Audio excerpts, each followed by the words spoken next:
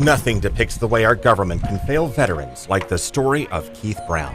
He was a Vietnam combat vet from Winter Haven. I'm disgusted that they're treating anybody like that, much less our veterans. His first problem goes back to Vietnam.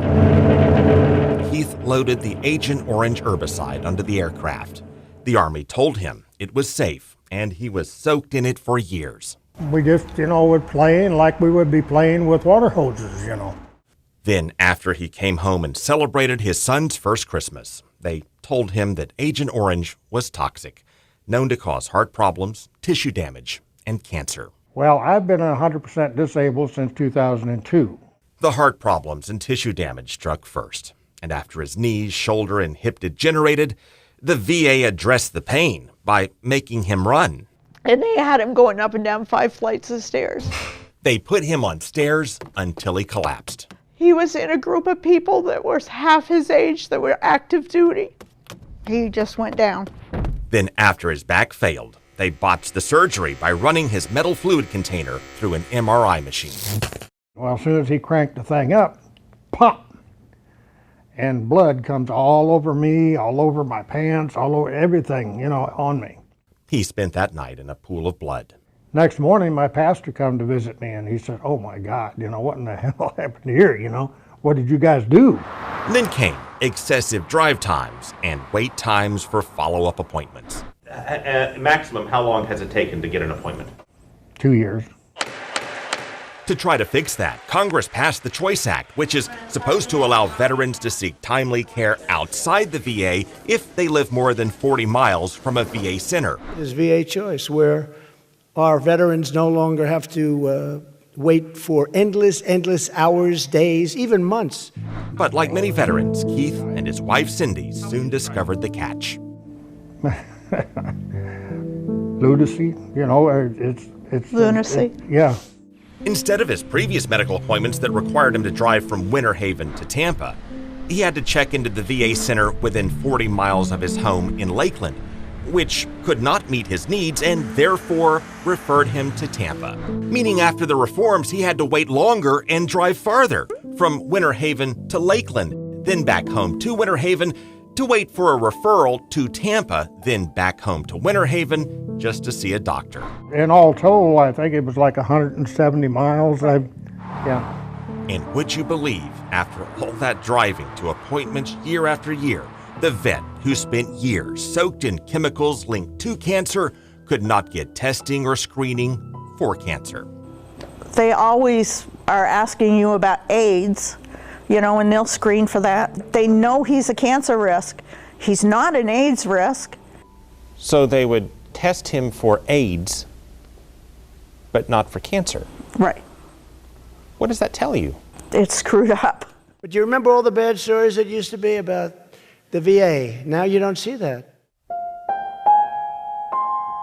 Which brings us to the morning of Cindy's birthday in November of 2018, when Keith started coughing up blood. After those years of inhaling Agent Orange, the doctors told Keith he had lung cancer, and it was terminal. And they end up being terminal by the time they see a doctor. That's not happening anymore. It's like, let's wait until we are at stage 4 and you're terminal, then we'll treat you. And would you believe, 1 month after his terminal cancer diagnosis, the VA sent him this form stating that compensation for aid and attendance or support for terminal cancer was denied. He was upset to the max. Then 3 months later in March, the VA denied his lung cancer was even connected to his service, denying his benefits for cancer as his final weeks on this earth ticked away. There's got to be something better.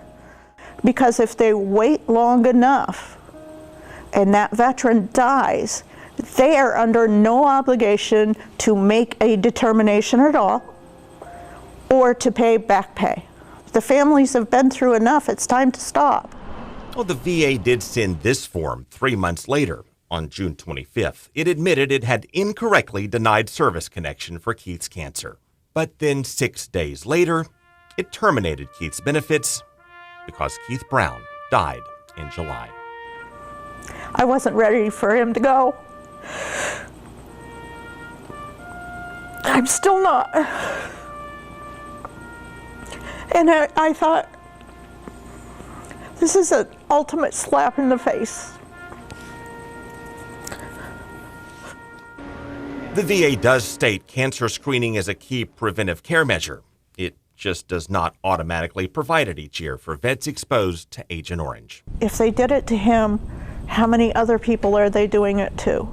And that brings us to a call for action from a grieving widow in Florida to the politicians missing in action in Washington. Screen those guys.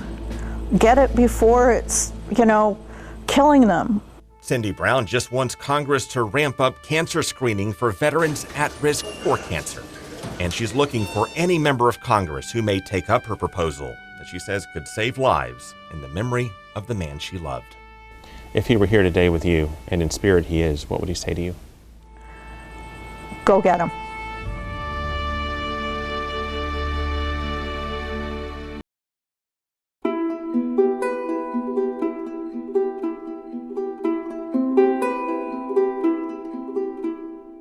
If there's somebody in a high place, try to help me. John Claude Muse was a desperate man with a heck of a story. He just needed someone to listen. I want anybody that can help me to look to see what's happened in my case. This man spent years in prison until our investigative team dug up the evidence that finally set him free. Oh, baby. I love you, baby. Act 2 was when you were freed, Yes. and now there's Act 3. And Act 3 is the twist that could cost him much more now than all his days in prison. But we'll get to that in a moment. And then I heard like horns beeping and going crazy horns, and my mom was screaming. The last thing I remember was her saying, "Jesus help us, we're gonna crash." It all started 18 years ago with a deadly crash. 2 girls from the nearby town of Wauchula were saved, but their mother, Nona Moore, and 8-year-old sister Lindsay were not. A tractor trailer crushed their van, and John Claude Muse was driving the truck. Without stopping, he come in and curve and come right in front of my truck. John Claude said another driver cut him off and he swerved and flipped trying to dodge a crash. The paint of the car is on the truck. Where he rubbed against me and he keep going. This red car that sped away, the real culprit in that accident has never been found. Never been found. They don't investigate it. Prosecutors pinned it on John Claude and charged him with vehicular homicide, claiming that he must have dozed off behind the wheel. Most definitely, he was alert. There's the first problem with the case. The first witness on the scene shot down the sleeping trucker theory. But we discovered Juan Otero, a volunteer firefighter and future mayor, had never been interviewed. Look how sharp that curve is. Watch that car. Okay? Dead asleep, you'd come right through here. You wouldn't have tried to make that curve. There's the second problem. John Claude did appear to follow a sharp turn in the road while the state claimed he was asleep. We hired an accident reconstruction expert to prove it. Their own diagram doesn't stand up to the physical evidence. The state's diagram showing him missing the turn as though he was asleep did not match measurements from the scene. The diagram is very, very deceiving. Third problem with the case, we discovered the victim's own family forgave John Claude Muse, thought it was an accident and not a crime. He needs to be set free, and we don't understand why no one will listen. But the jury still convicted John Claude Muse of vehicular homicide in less than an hour. Which brings us to the fourth problem. We tracked down half the jury, and they all told us they thought John Claude got a bad rap. I feel bad that it was an accident. Well, he truly doesn't seem to belong where he's at. It does make me sit there and think, wow. So how in the world did John Claude Muse get 15 years in prison? Somebody would step up and help me. All you can say is thank you. The road to freedom took 9 years, but John Claude finally got a new day in court, this time with the evidence we found and key witness Juan Otero on the stand. The court's concerned more with the search for the truth. The judge overturned the conviction and freed John Claude Muse with time served. I hope the example of forgiveness and consideration will lessen your bitterness and allow you to proceed with a productive life. That's exactly what he did. John Claude resumed his life as a trucker and a father. When I go out, I go for 2 weeks. When I come back, they jump all over me. Daddy, daddy, daddy home, you know. But over the Christmas holidays, he did not make it home. Would you believe a ride down a different country road took another sharp turn? And the sheriff pulled me over on the highway, and he said, "Put your hand in the air." This time there was no crash. John Claude bought a semi-trailer that had been wrongly reported stolen. And a rural Georgia deputy figured he just caught the thief.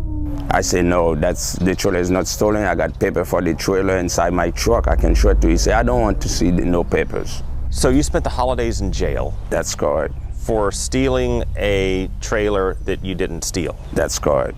And then ICE showed up with a detainer to deport him. How can that even happen? I don't know. Well, he said they discovered the mix-up over the trailer and apologized for jailing him through the holidays. But ICE had already flagged him to get deported to his birthplace of Haiti, even though he came here from Haiti as a kid and has been a lawful permanent U.S. resident for nearly 40 years. Since I've been a little boy, I never stole, do stupid thing. I don't drink, I don't smoke, I don't do the crazy thing that can put people in trouble. It all goes back to getting that bad rap in court. Though his conviction was overturned, his record still shows time served for vehicular homicide. And under Trump-era immigration policy, that makes him what the president would call a bad hombre. But we have some bad hombres here, and we're going to get them out. And that alone can revoke your green card and get you deported. So everybody's doing something. Saturday? Yes. What you do in this house? House? And with that, John Claude Muse had to prepare to leave his home and family and try to figure out how to tell his little girl Jael goodbye. Ours ready, ours sturdy, ours go. But in the meantime, we fired off a lot of phone calls and emails to state and federal officials. It got the ball rolling on a clemency application, and before a hearing on that was even scheduled, we learned the immigration judge said he qualified for cancellation of removal, meaning he can stay pending a final review next year. When I gave you that news, what went through your heart? Oh, my whole family was in joy. How did you celebrate that night? My blood pressure went. Which brings us now to the end of a journey that started with tragedy, delivered forgiveness along the way, and then salvation in the end. And then we're gonna go out, go to a park, go do some little picnics. Yeah. American justice does not come easy, but despite the bumps and flaws, John Claude Muse says after all this, it is still the best system on earth. That's what this country is, the United States. There is justice.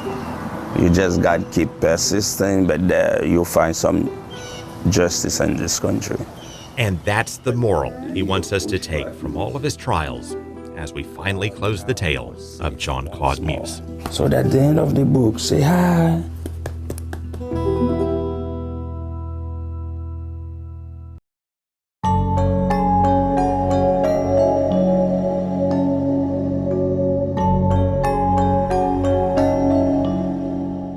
My neighbor gave me a hug. And I was told that they were sorry that my husband was passed, and it was an immediate passing. We have a death mystery and a widow on the brink of financial ruin. And it all goes back to government failures you may not think are even possible in the United States of America. We keep coming across errors upon errors upon errors. This story of errors upon errors begins more than 70 years ago, when the United States started bombing itself. Navy rocket ships literally saturated the beach. Military ran war games in Vieques, Puerto Rico for decades, pounding it with bombs, flooding it with napalm, depleted uranium, Agent Orange, and other toxins. That beach at Vieques was torn and flayed by steel.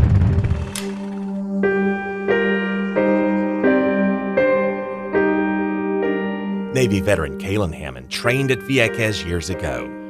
He was all about America, proud of being a veteran, proud of his country. And after the bombing and training range closed, Kalen left his home in Dunedin on a government contract to help dig out the mess. He worked hard. They said he was one of the fastest diggers. Is that a live bomb? That's a live bomb.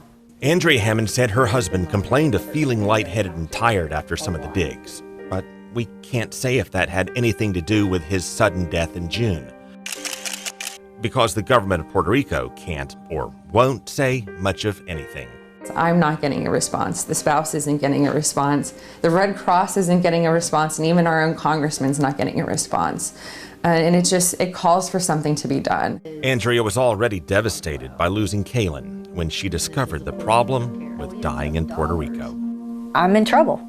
First, she learned Puerto Rico has one centralized medical examiner for the entire island, on an island facing a dire shortage of pathologists that's run by a government reeling from poor planning that was backlogged long before Hurricane Maria. And I go to sign in at 11:30, and I'm number 248 for the day. Then she said they refused to let her identify her husband's body. And I say, no, I need to see my husband, and they tell me no. They show me a picture which only shows me his face. She identified him by the picture, and then after she left, she said they told her he was lost. She calls me and tells me that my husband's body is lost, that I did not identify my husband's body. They're telling me I need to leave the island, that they will find my husband's body when the time is right. They said when the time is right, they'll find it? That's what they said? Yes. Then days later, she said they told her they had found Kalen at the crematory and would do the blood work and autopsy as required. Then when she picked up his ashes, they told her they never got around to that autopsy, leaving the blood sample to figure out how he died. There's no indication of where my husband's blood work is. So they've lost the blood work too? Yes. If there was even blood work? Correct. They may have just lost the blood? Correct. If blood was taken? If blood was taken. No, no answers for anything.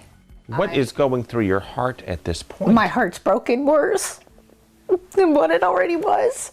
Then she received the death certificate riddled with mistakes. I tell them that that's not the correct date of death. I've got a police report. I have an ambulance report that shows his date of death. They tell me there's nothing that can be done. And it states there was an autopsy and the cause of death still pending.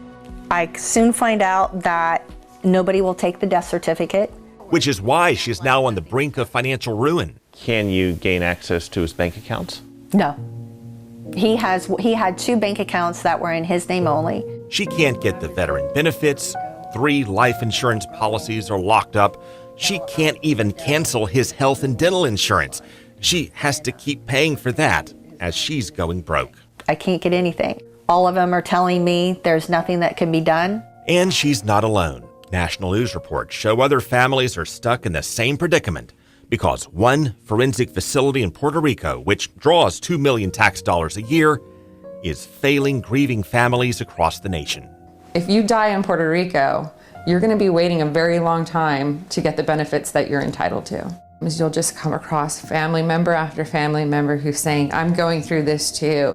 Andrea Hammond asked her Congressman Gus Bilirakis to help. His staff told us they've been trying for months and suggested we share her story to help expose a crisis that is hurting people like Andrea when they need help the most. I miss him. And to be treated this way would devastate him, and to know that everything that we worked hard for can be lost because there's no accountability and they don't care would devastate him.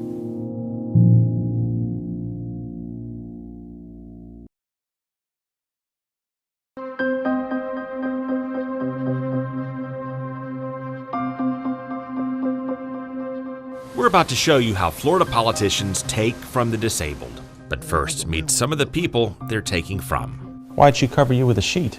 He thought I was dead. Former police officer Jim Bragg nearly died in a high-speed chase. It crushed his spine and left him brain damaged. His short-term memory is shot. And I forget where I'm going or why, and what I'm looking for, that type of stuff.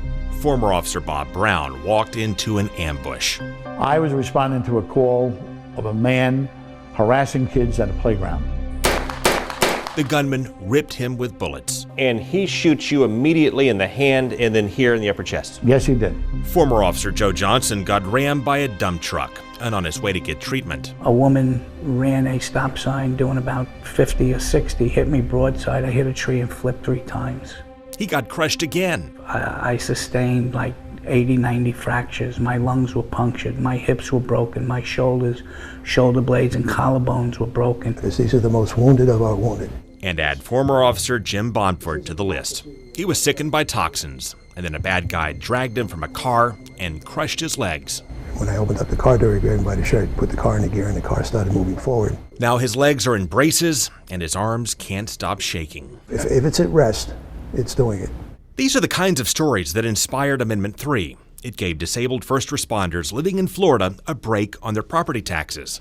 In 2016, it passed with 84% of the vote. Then we discovered a catch. No property tax relief at all. In fact, our taxes have gone up the last 3 years.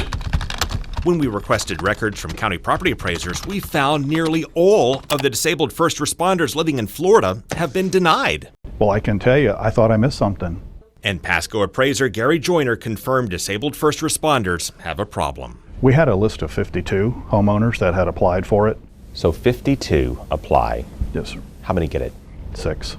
That's just Pasco County. We found a couple of hundred others also injured in the line of duty. They are permanently and totally disabled according to the federal government. And now they're totally denied thanks to the Florida legislature. That's kind of misleading, I think, in a little way to everybody. After voters passed this tax break for disabled first responders living in Florida, the legislature and former Governor Scott disqualified most disabled first responders living in Florida. Why would you turn around and deny me a benefit that the people of the state of Florida overwhelmingly approved?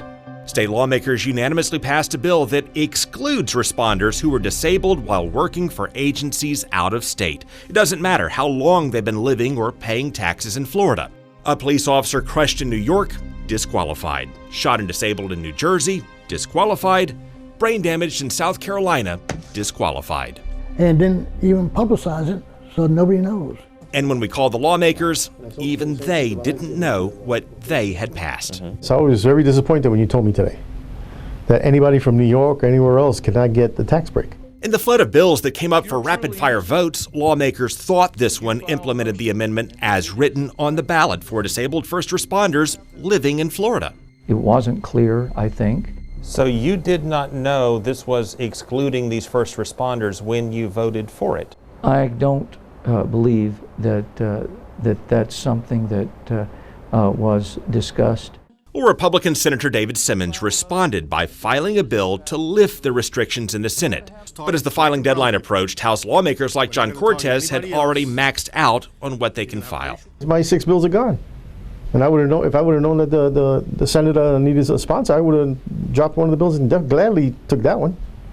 Because that's a no-brainer. And that's our problem. We have a bad communication problem. We don't reach out to each other. But the first responders may have caught a break when freshman lawmaker Adam Hattersley watched our last investigation. A friend of mine sent me a link to one of the reports that you guys had done about this issue, and we started digging into it. I was frankly shocked. Simmons, a Republican, and Hattersley, a Democrat, are now leading a bipartisan push to reverse what we exposed and give first responders the help they say they deserve. And they deserve that protection, and it's expressly what the voters voted for. There was no stipulation that it had to be in Florida. I was disappointed that we would not only supersede the clear will of the voters in the language of the Constitution, but that we would even consider treating first responders and veterans this way. We owe them more than that. Once we are made aware of it, we have to move forward to try to fix it and do what's best for the citizens of Florida.